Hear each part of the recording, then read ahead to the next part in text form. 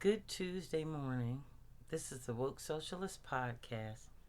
Before I even get it started, because I think I'm going to get truly out of my element today, please like and subscribe to this video. It costs nothing and it will continue to boost us in the algorithms and bring this kind of content to you. I am not here for clickbait. I am truly not. But if you choose not to subscribe and choose not to see this content, I'm not going to hate. You know why? Because you're just going to miss the message. First, before I do anything, I want to give a shout out to my brother, Kelton D. Valier Andrews. On July 8th, he died from a series of complications due to his service in the United States military. He enlisted when I was young in the United States Marine Corps and later enlisted in the United States Army. His funeral was today. And because I am also disabled and under 4 administrations tried to fight my case with no help from credible lawyers or the United States government, I was unable to attend because I could not afford it, even though I have been working since the age of 15, voting the way they tell you to vote and receiving absolutely nothing. Now, let's get something straight. This is called the Woke Socialist Podcast. However, I am not a member of the Democratic Socialists of America. I do not denounce them. I agree with them. But I have been a straight up socialist since the 1990s. So that whole thing is something great and something new to me. Whether I agree or not is irrelevant. And I do on most things. Am I an anti-capitalist?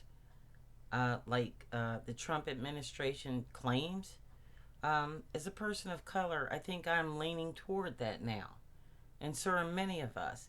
Because more black people than you think every day are understanding that unless you came on the playing field around the 1900s or the 1920s with some kind of collateral or land or something that you got as a result of your enslavement, you did not get an upper hand.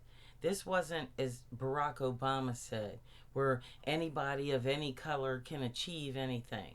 No, we entered this race, our race, as people of black at that time and Native American culture on different playing fields. So yeah, that was bullshit. Yeah, equal protection under the law was bullshit. If you're disabled and you paid into the system and you paid Social Security was bullshit. And you know who ensured that? The Democratic establishment. Now, the reason why I brought up my brother is very relevant in this moment because the House of Representatives just passed legislation, and I am sure it will be passed again in the Senate through Democrats. And people, you can say all day and all night, okay, the Republicans have a majority and there's nothing we can do. I'm not standing for that anymore. There's a whole lot of stuff you can do. And I come from Generation X. And election after election after election, we were told to trust and just wait for the next election when things didn't work out. And things didn't work out. And they never work out. And they're not going to. So fuck that. And fuck your logic on that, Democrats. And I'm going to also say this. For any Democrat over the age of 40 that is still sitting here honestly thinking that they can win on affordability only, That's just a diversion from the fucking truth, Jack. These same Democrats that are taking AIPAC money, these same black Democrats that ran in their own states, recruiting black voters, saying they were going to represent them, have done anything but.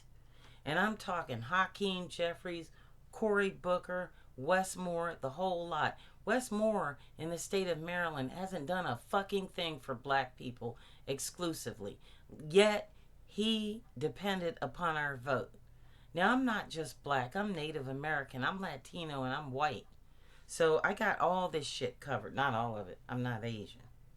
But at any rate, they just passed this legislation in the House of Representatives. And because this is Nancy Pelosi's pantsuit mafia, as I call it, this legislation is called NDAA. And it's voted on every couple of years or a year or something like that. Anyway, it's military spending. As of yesterday, or the day before that, while American military veterans are homeless, while American military veterans in the United States are losing their benefits, while Democrats are doing nothing about doged funds to red states for Democrats, for veterans, the House of Representatives of our country has voted to consolidate and merge our United States military, our children, our grandchildren, with that of Israel. This is going to be signed into law, where we share with them intelligence, tactics, weapons, and the whole shebang. Now, this also comes after Volodymyr Zelensky of the Ukraine told the Trump administration that Russia was supplying Iran with information about where bases were located and how to strike them. And this dipshit on Air Force One does this, oh, I didn't hear it, oh, I doubt they're doing it, Iran is disabled. Obviously not. Because they are kicking our motherfucking asses. And what's worse is, remember the Russia hoax and Russia?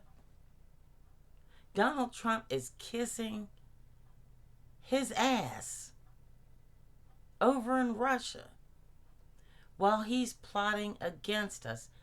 What more perfect annihilation of democracy is needed? How much proof is needed? So when folks get on news and they talk about what Trump said today, and this is going to cook so-and-so, and it's going to do so-and-so, and it's going to burn so, it ain't going to do shit. As long as dipshits don't understand who the enemy and who the friend is, none of this makes any difference whatsoever. I'm going to repeat this once again. Zelensky was accused of bombing an Iranian boat, and at the same time alerted the United States of America that Russia was informing Iran on strategic places to strike where American bases are.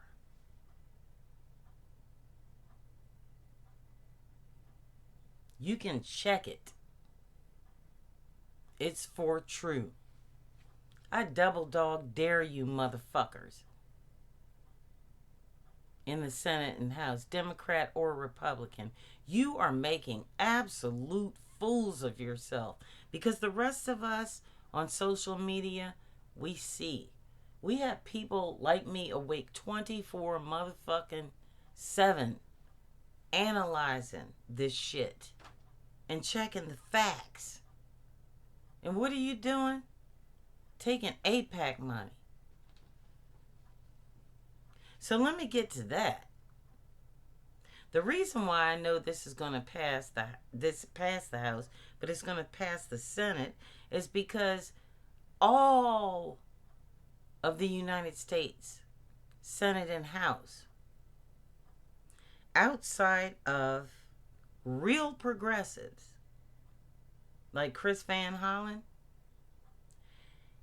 and self-proclaimed socialists, take money from AIPAC or J Street, which is also a Zionist pro-Israel lobby. Now let me take you back to NRA ratings. Remember those? When you had the gun lobby. Well, now it's the Israel lobby. And you had an NRA rating. Well, here's the difference between, I don't know, 2016 and now. The average electorate is not 90 fucking years old. They're Gen X, Millennials, and Gen Z. They don't give a fuck about your AIPAC rating or how much you love Jews overseas. What they care about is the children they're bearing. You didn't, but they do. It's called something, I don't know, a soul. It's called integrity. It's called a legacy. It's called prosperity. Maybe about 10 Democrats in each house even know the definition of the words I just said. And that is the actual problem. The other problem is this: generational amnesia. And I call out James Clyburn on this. And actually, I can go ahead and call out Nancy Pelosi, because she sat there all day and all night with this civil rights bullshit while she was taking money from Jewish lobbies, knowing exactly what the master plan was. Then James Clyburn, come on, man. John Lewis was your boy back in the day before you got elected. Are you fucking kidding me right now? And you want to back Haley Stevens? Seriously? How do you think John Lewis would think about that right now? Martin Luther King, toward the end of his life, maybe said he stood for socialist policies, but called himself something else. But labels are just that. They're just labels. It's about what you stand for and what you stood for. And every Democrat right now, I don't care if you're white or you're black or you're Jewish, you're going to be remembered for the last fuck up you made, just like Lindsey Graham. You're not going to be remembered for how you stood by John Lewis or how you stood up for civil rights. You're going to be remembered for how you went behind the backs of black people, guilt-tripped them into voting for you, so that you can then turn around and vote to perform a genocide on a less dark people in another land. Let me tell you something, Democrats. This is what I don't understand and what I'm not going to, and what my generation is not going to. You can put out hit lists. You can call us communists. You can say whatever you want on broadcast news. Nobody who matters is listening. The proof is in the pudding. You're getting smoked in elections. Why? Because you're trying the same bullshit that the white massa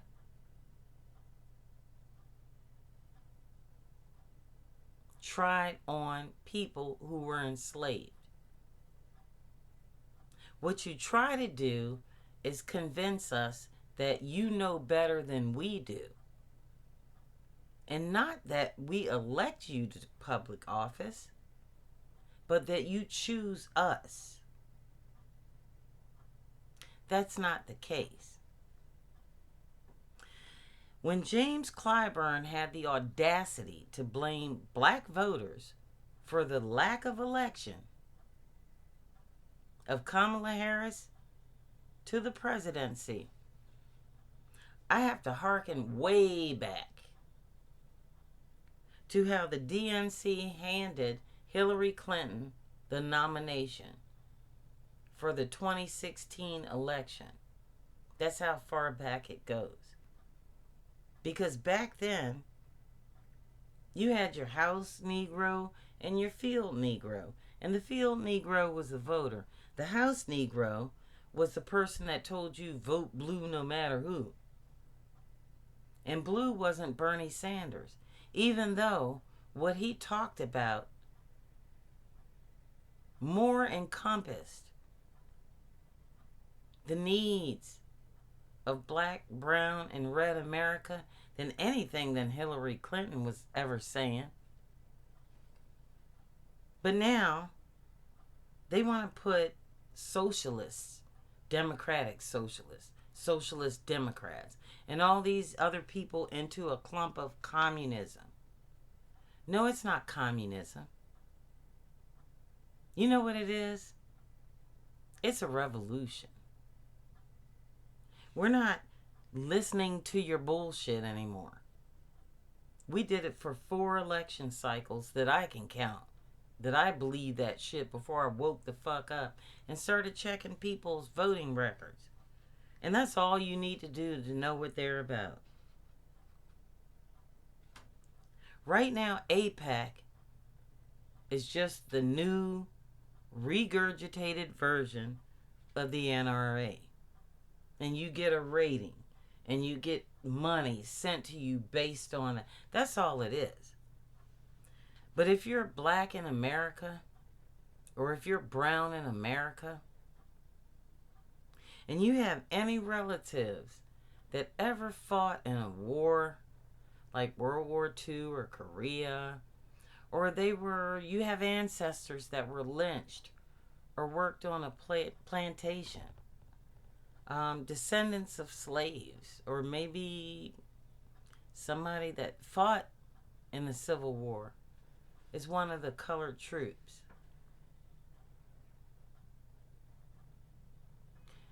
Explain to me what your allegiance is with Jewish people thousands of miles away, more than black people in the country that you were elected to serve. I don't understand that. This is not a trick question. It's as simple as this. Your constituency resides in the state where you run. Your allegiance is in Israel, of a people that you don't even fucking know. So if your priority is AIPAC money and J Street money, your allegiance is not to us. If you like Israel so much, get a passport, apply for citizenship, and move the fuck over there. We have plenty of Gen X, millennials, and Gen Zs who can better represent this government for the people of the United States than you. This is not your good government job where you get to just sit there inevitably and play us like puppets, tax us, and not represent us in our government. With the violence on the street by ICE, people being called terrorists because they will not side with what used to be the opposition, but now you join, is the greatest example of communism ever to exist on this earth, without even having to be labeled communism. It is being practiced right now on the streets of America. But I kid you not, this too shall end. We are not going to be fooled with the okie doke.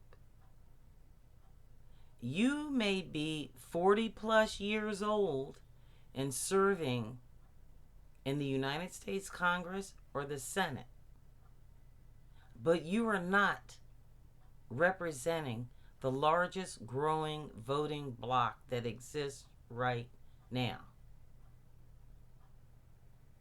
The DNC is broke. You know why?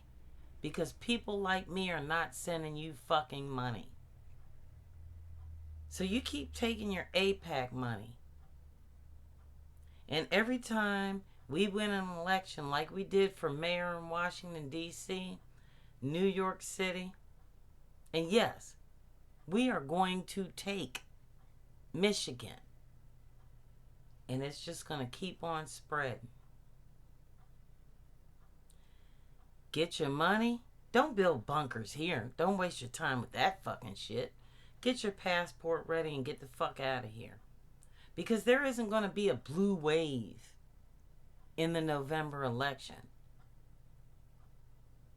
There's going to be a modest amount of your largest demographic taking power on the state and local level.